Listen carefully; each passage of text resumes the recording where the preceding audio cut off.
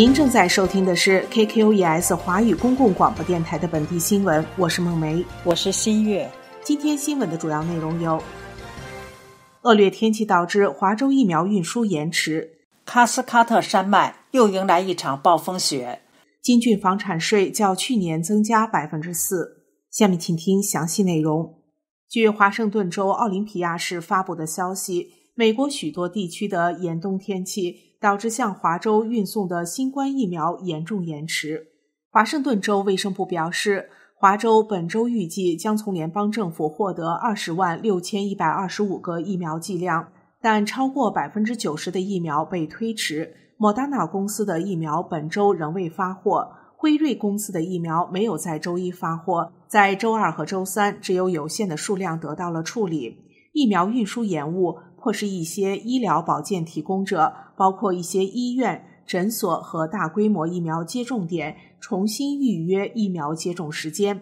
卫生部称，华州4个大规模疫苗接种点中的2个，肯尼维尔和斯波坎的接种点将在本周末关闭。在里奇菲尔德的大规模疫苗接种点将于本周6关闭。这些地点本周主要集中在第2剂疫苗的接种上。如果天气状况好转，疫苗运出，从本周末开始会有更多的疫苗。根据卫生部提供的数据，预计下周华州将从联邦政府获得26万3000新冠疫苗总剂量，在3月的第1周将获得近27万剂，3月7号的一周将获得近30万剂疫苗。2月18号晚，喀斯喀特山脉又迎来了一场暴风雪。国家气象局预报，周四晚间的降雪量最大，预计12个小时内就会有6到8英寸的新雪。从周四晚上到周五早上，喀斯喀特山脉的一些山道的降雪量将达到1英尺左右。上周这些地区的降雪量是4英尺。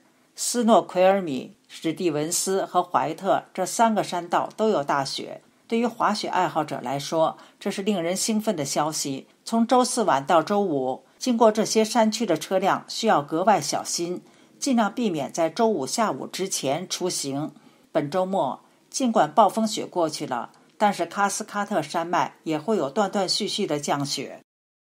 税务评估办公室评估员约翰·威尔逊2月17号表示，金郡居民2021年的房产税交纳日期将不会延迟。上半年房产税的交纳截止日期为4月30号，下半年的截止日期为10月31号，房产税平均增长 4%。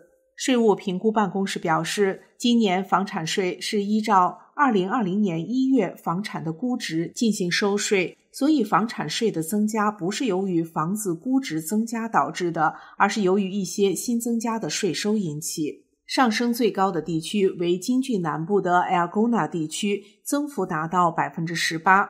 增幅排在前面的几个郡都通过了资助当地学校的税收政策。今年金郡的房产税增收总额将达到66亿美元，比前一年增加 2.56 亿美元。以上新闻由新月、孟梅为您播报，感谢您的收听。